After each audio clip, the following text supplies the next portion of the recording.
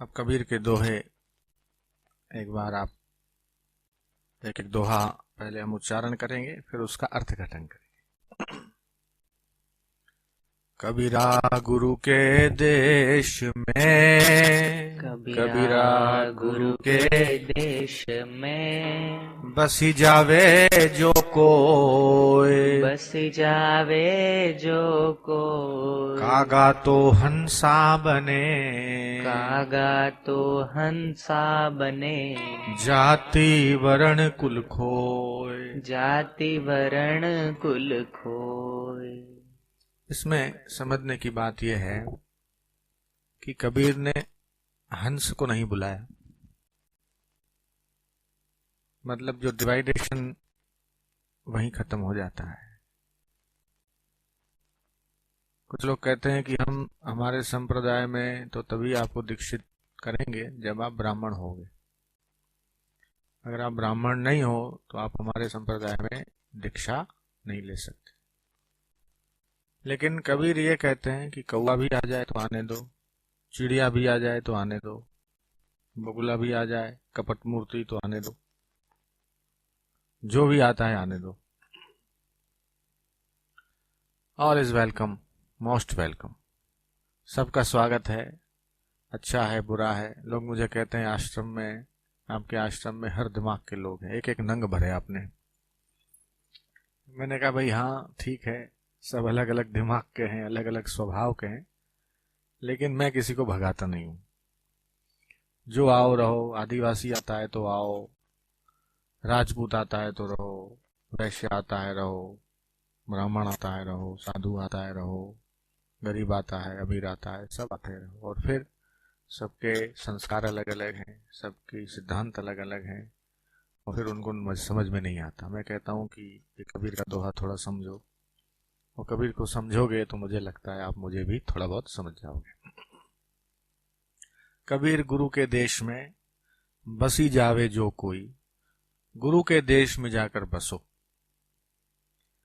कागा ते हंसा बने, जाति वरण कुल खोए। अगर कौवा भी है, काला कौवा, अब काले को सफेद बनने में बहुत टाइम लगता है, लेकिन ब्राउन हो तो सफेद बनने में शायद कम टाइम। एकदम काला, काला कलूट, उसको अगर सफेद ही बनाना हो तो हमने हंस तो सफेद देखे, बगुले भी सफेद होते हैं, कबूतर तो सफेद होते हैं, और कुछ काले भी होते हैं कबूतर, ब्राउन कलर के होते हैं, लेकिन कौवा हमने कभी सफेद नहीं देखा। आपने देखा हो तो बता सकते हैं, मैंने तो कभी कौवा सफेद देखा नहीं, सफेद कौवे होते ही नहीं। लेकिन चूंकि कबीर कह रहे हैं तो उन्होंने आजमाया होगा काला कौवा रूपी इंसान को। काला कौवा जिसका मन काला है, झूठ है, कपट है, धोखा है, बेईमानी है, विश्वासघात है, जीवन जीने का रंग ढंग आचार विचार जिसका गड़बड़ वाला है, ऐसे लोग समाज में मिल जाते हैं। हमारे पड़ोस में भी हमारे स्वजन ऐसे कई लोग हैं जिन्होंने निर्णय किया है कि शिविर में हमको नहीं जाना है, भले पूरी दुनिया जाए तो जाए लेकिन हम नहीं जाएंगे। वो यहाँ पे ना आके कौन सा फायदा पा लेंगे मुझे नहीं पता, लेकिन ऐसे कुछ लोग हैं जिनके बारे में कबीर ने कहा है। ऐसे लोग हर जगह होते। तो कागाते हंसा बने, जाति वर्ण कुल खोए। कौवा अपनी जाति और अपना कुल खो देता है और वो हंस बनता है। अब गुरु का देश, गुरु का देश कौन सा? बाह्य रूप से ये देखें कि गुरु जहां निवास करते वो गुरु का देश है, और आंतरिक ढंग से देखें तो गुरु जिस ज्ञान में रहते हैं वो गुरु का देश है। गुरु जहां रहते हैं, अब देखो गुरु कहां रहते हैं? गुरु जहां रहते हैं, जिस आत्मा में, जिस ब्रह्म में, जिस परमात्मा में, वहां जाने की अगर हमारी गति नहीं है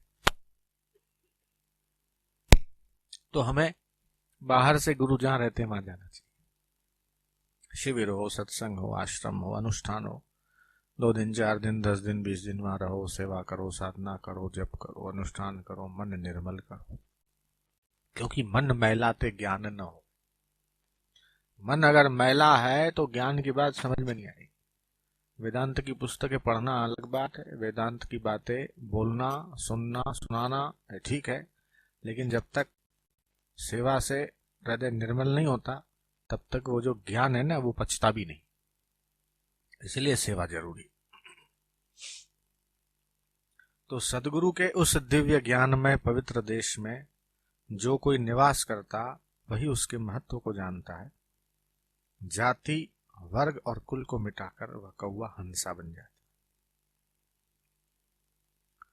दूसरा दोहा है, ज्ञानी को ज्ञानी मिले, ज्ञानी को ज्ञानी मिले, रस की लूटम लूट, रस की लूटम लूट, ज्ञानी अज्ञानी मिले, ज्ञानी अज्ञानी मिले, तो होवे माथा कूट।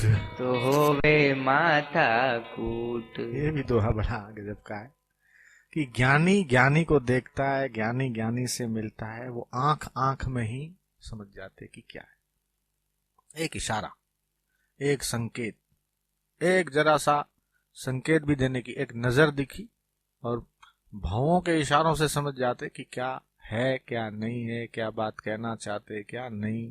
वो सारा इशारों में, एक नजर में उनका जो है जम जाता है और रस, आनंद, सुख, आनंद आने लगता है। और जो मूड है और अज्ञानी है उसको तो 10 बार बोलो, 25 बार बोलो, भाई ऐसा है, ये करो, यूं करो, वो करो, तो भी उसके दिमाग में बात बैठती नहीं है।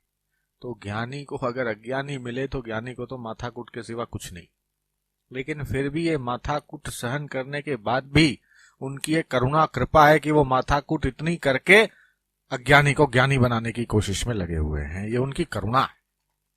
जो अज्ञानी है उसको ज्ञानी बनाने के लिए, उसको संसार से पार करने के लिए उनको मजा नहीं आता, उनको तो परेशानी है। अपना ब्रह्म सुख, एकांत का सुख, आनंद सुख छोड़ के और माथाकूट पचड़े में पढ़ना, ये उनको बहुत नीचे आना पड़ता है। एक एक को ये क्या करता है, वो क्या, अरे भाई तू ये मत कर, है तू ये नत मत कर, है तू ये मत कर। उनको क्या चाहिए, उनको क्या लेना, अरे भाई अब ये लगाओ, अरे ये करो, अब वो करो, वो करो। उनको तो माथाकूटी है, उनको तो कुछ क्या मिलता है, उनको तो उनका शरीर कितना और उनको आवश्यकता कितनी, उसके बावजूद भी इतनी सारी माथाकूट करके उनका उद्देश्य यह है कि अज्ञानी भी ज्ञानी बन जाए। तो अज्ञानी को ज्ञानी हो बन जाए तो फिर वो ज्ञानी ज्ञानी मिले तो फिर तो आनंद ही आनंद है। और ज्ञानी को ज्ञानी समझ सकता है, पूर्ण ज्ञानी ही पूर्ण ज्ञानी को समझ सकता है। अज्ञानी ज्ञानी के विषय में कल्पना कर सकता है, अनुमान कर सकता है कि ऐसा होगा।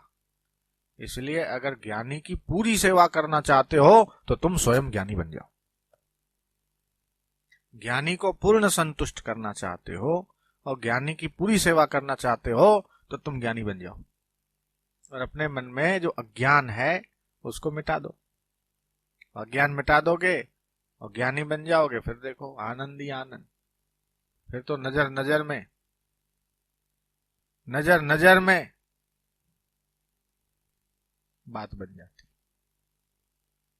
नजर नजर में बात बन जाती, नजर नजर में समझ जाते क्या है। उल्टे सुलटे वचन के, उल्टे सुलटे वचन के, शिष्य न माने दुख, शिष्य न माने दुख। कहे कबीर संसार में, कहे कबीर संसार में, सो कहिए गुरुमुख। सो कहिए गुरुमुख। जो लोग अपने आप को बहुत बड़ा गुरुभक्त मानते हैं उनके लिए ये खास रूप से, जैसा हम अपने को मानते हैं वैसा हमारे अंदर में है कि नहीं। हम अपने आप को, भैया जी हम तो हर रोज माला कर रहे हैं, तो अजी हम तो हर रोज पाठ कर रहे हैं, अजी हम तो हर रोज नियम कर रहे हैं, ये कर रहे हैं, वो कर रहे हैं, और गुरु ने जरा सा झाड़ दिया तो बोरी बिस्तर उठा के हो गए रवाना। जयराम जी की बोलना पड़ेगा। हाँ, तो ये जो शिष्य जो है गुरुजी जब तक प्यार से प्रेम से बढ़िया बढ़िया ठुमकी मार के चला रहे तब तक तो वाह वाह, और जब थोड़ा सा कसा कि जोन मने आવું કીધું મારી શું ભૂલ હતી બોલો, જાહેરમાં કીધું બોલો, જાહેરમાં લોકોની સામે મન તતડાયો, મારી ભૂલ જ નહોતી, ऐसा करके गांठ बांध लेते। ये करुणा है, ये कृपा है कि वो तुमको अपना समझते हैं इसलिए डांट चढ़ाते, वो अपना समझते इसलिए डांटते हैं। तो गुरु के प्यार में तो प्यार है और उनके डांट में तो महाप्यार है। ऐसा जो समझेगा, पॉजिटिव लेगा, दोष दर्शन करेगा। तो गुरुमुख वो उल्टे सुलटे वचन, हाँ आपको तो देखो कुछ भी कहते हैं, अगर कोई गांठ जो है भगवान के लिए, गुरु जी के लिए बांध लेते हैं और फिर उसी मान्यताओं में, उसी गांठों में हम जीते रहते हैं। हाँ वो है ना, वो फलाना, वो फलानी, उसने कुछ कहा होगा, अब उससे वैर बांध लेते। फलाना कहाँ कहीं हसे, रिपोर्ट कहीं करी हसे એટલે મને જો આવું કીધું, અલા તારી ઘડાઈ માટે કીધું એ કેમ નથી સમજતો। राग में, द्वेष में, भय में, ईर्ष्या में, क्रोध में, उसमें जो है अपन गांठ मान लेते, उसी को कहा भिद्यते हृदय ग्रंथि, हृदय में गांठ पड़ जाती। ओ साल साल, 2-2 साल, 5-5 साल हो जाए, लेकिन वो गांठ जो है मन में रहती। हाँ तुझे याद है, तूने 4 साल पहले मैं शिविर में आया था, तूने मेरे को ऐसा बोला था, याद है मेरे इधर तो रहने का ही नहीं, उधर आसन लगा, उधर दूर, मेरे साथ नहीं रहने का। ये गांठ है। फिर अंदर अंदर षड्यंत्र बनाए, इसको यहां से भगाओ, वो बोले उसको वहां से भगाओ, उसको वहां, ये राजनीति। ये तो ये सब दोष अपने अंतःकरण में पड़े हुए हैं, ईर्ष्या, राग, द्वेष, अभिनिवेश, इसको हमें हटाना है। तो उल्टे सुलटे वचन से गुरु हमको डंडा मारे, कुछ भी बोले, गाली बोले, तो बुरा क्या मानना, गाली है वो भी ब्रह्म रूप है, ऐसा समझ के गुरु हमारे अहंकार को चकनाचूर करना चाहते। राजा था, गया जंगल में गुरु का शरणागति लेने, और वहां पड़ोस में गांव था, गांव के कुछ लोग आश्रम के और गुरु जी के प्रति श्रद्धा रखते थे, आते जाते थे। तो एक माई बड़ी भगत थी, वो आती थी, बड़ा बार झाड़ू बुहारी करके साफ सफाई करती थी, कूड़ा उड़ा, पेड़ों का पत्ता वत्ता टोकरे में डाल के उसको डालती थी। तो पास में जहाँ आश्रम था नदी थी, तो राजा को बोला भाई तेरे को, तुमको नदी में ही नहाने जाना पड़ेगा, इधर तो व्यवस्था कम है। तो ऐसे जानबूझ के कुछ ऐसा कष्टप्रद वातावरण होता था कि गहरा गहरा तो भाग जाए, जिसको कदर हो वही रुके, और ज्यादा फैसिलिटी और सुविधा होगा तो फिर तो कोई भी आएगा, कोई भी रुक जाएगा। इसलिए थोड़ा सा असुविधा भी रखा जाता था जानबूझ के। इसलिए हमने जो स्नान वान का बाथरूम वाथरूम है वो दूर बना, जाओ चलते जाओ चलते आओ, सुबह घूमना भी हो जाएगा। हाँ जो वहीं नहाए वहीं धोए, सब फैसिलिटी, चाय गर्मा गर्म मिल रहा है, नाश्ता मिल रहा है, फाफड़ा डोसा फर्स्ट क्लास खाने को, तो कौन शिष्य नहीं बनेगा। सब दीक्षा लेके गुरुजी हम तो आपके शरण हैं, इसलिए कुछ थोड़ा होना चाहिए। इसलिए आज सत्संग के बाद सेवा यज्ञ किया जाएगा, कार सेवा या सामूहिक सेवा बना के दिया जाएगा। घंटा 2 घंटा 3 घंटा सब अपना बाएं चढ़ा के थोड़ा सेवा करो। मुफ्त में सुनोगे तो ज्ञान हजम नहीं होता, इसलिए थोड़ा बहुत सेवा भी करो। इतना दूर आए हो तो जरा कमर कसो, सेवा करो। और जो जो यहाँ का आश्रम का है श्रम यज्ञ, उसका लिस्ट बना हुआ है, वो अभी थोड़ी देर में आपको बताया जाएगा। अलग अलग टुकड़ी बना के 2-2 4-4 घंटा वो टुकड़ी बना के जाओ, सेवा करो, तो और सेवा का आनंद लो। तो वो जो माई थी वो अपना झाड़ू बुहारी करके टोकरी में भरा, गुरुजी ने उसके कान में फूंक मार दिया, मतलब कह दिया जो राजा नहाने गया है आवे तो ऐसा करके नाटक करना, उसी के आसपास उसी से टक्कर मार के यहाँ कैसे करके वो कूड़ा जो है उसी के ऊपर ढोल देना। राजा जैसा आदमी है, लोग कितने उसको माने जाने, और वो जो माही थी वो कचरा करके वो आया, वो नहा धो के और ऐसा किया कि पूरा कूड़ा। ओ राजा तो क्या बौखलाया, क्या समझती है तू मेरे को, मैं इतना बड़ा राजा, ये वो। गुरुजी के आ તમારા આશ્રમમાં રહેવા વાળા લોકો મને સમજતા નથી, મારી ઉપર કચરો નાખી દે છે, તમે કેવા લોકોને રાખ્યા છે? કે શું થયું શું? કે પેલો કચરો નાખ્યો મારી ઉપર, મારી શું ભૂલ હતી? પેલી બાઈને અક્કલ નથી, ગાંડી છે, તમે એવાને આશ્રમમાં કેમ આવવા દો છો?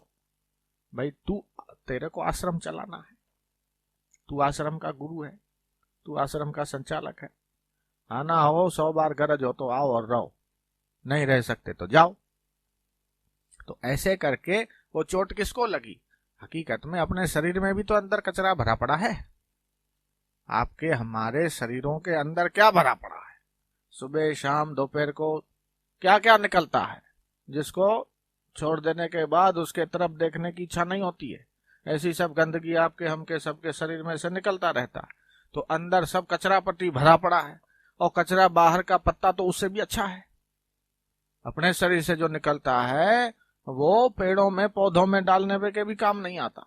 कम से कम वो पेड़ का कचरा तो अच्छा कि उसका खाद बनता है, उससे आम जामुन जामफल तैयार होता है।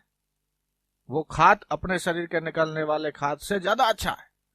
तो अच्छा कचरा जो तुम निकालते हो कचरा, उससे वो कचरा ज्यादा ठीक है, उसकी क्वालिटी अगर देखो तो। और वो कचरा तुम्हारे शरीर में अगर किसी ने डाल दिया तो इतना भाई बुरा मानने की क्या जरूरत है? ये अहंकार है, मैं राजा हूं, मेरे ऊपर कचरा डाल दिया, ये किया वो किया। ऐसे करके चलो हो गया, उसने डाल दिया, छोड़।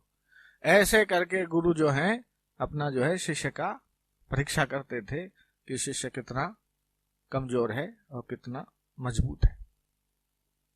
ऐसे करके उस अहंकार को चोट लगाते लगाते लगाते उस अहंकार को जो है, वो कल्मशों को जो है काटते थे। तो यहां ये बात कही है, उल्टे सुलटे वचन से शिष्य न माने दुख। कबीर बोलते उल्टे सुलटे वचन गुरु कहें और उससे जो शिष्य है वो दुख न माने। कहे कबीर संसार में सो कहिए गुरुमुख, गुरुमुख उसको कहो, और इसके विपरीत है तो गुरुमुख नहीं है, मनमुख है। क्योंकि वो अपने मन को, अपने अहंकार को बचाना चाहता है। ये गुरुमुख का लक्ष्य।